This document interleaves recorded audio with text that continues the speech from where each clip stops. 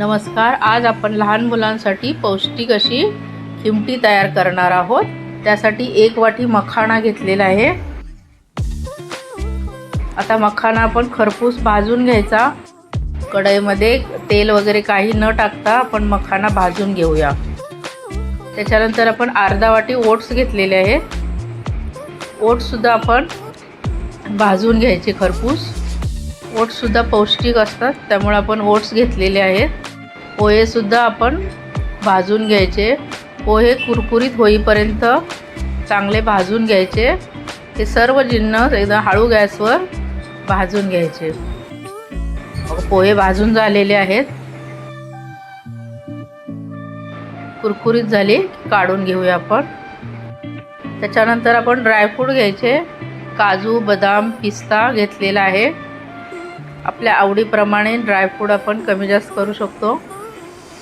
आता हे ड्रायफ्रूट पण आपण भाजून घेऊया। तर ड्रायफ्रूट पण भाजून घेतलेले आहेत। तर हे बघा, हे सगळे जिन्नस आपण भाजून घेतलेले आहेत। पोहे, ओट्स, मखाना आणि ड्रायफ्रूट। आता हे सगळं आपण मिक्सरला याची पावडर बनवून घेणार आहोत। हे बघा, ही पावडर तयार झालेली आहे। अशी बारीक पावडर करून घ्यायची आणि ही भाजल्यामुळे खराब होत नाही आणि हवाबंद बरणीमध्ये तुम्ही भरून ठेवू शकता आणि लागल तेव्हा आपण वापरायची। आता ही खिमटी कशी तयार करायची ते बघूया आपण। एका भांड्यामध्ये 1 वाटी पाणी घ्यायचं।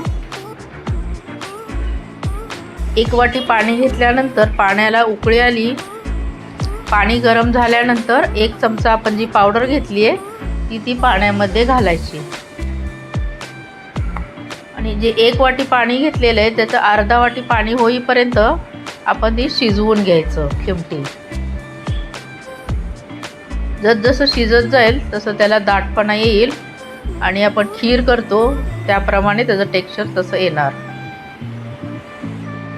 तुम्ही बघू शकता आपण आता खिरीसारखं टेक्स्चर आलेलं आहे। अर्धा वाटी झालेलं आहे खिमटी। तर ही बघा, अशी प्रकारे खिमटी आपली तयार झाली। ही अतिशय पचायला हलकी आणि पौष्टिक अशी आहे। ही मुलांना तुम्ही रोज देऊ शकता। तर माझी रेसिपी तुम्हाला आवडली असल्यास लाईक करा, शेअर करा, सबस्क्राईब करा। धन्यवाद। ही खिमटी तयार आहे।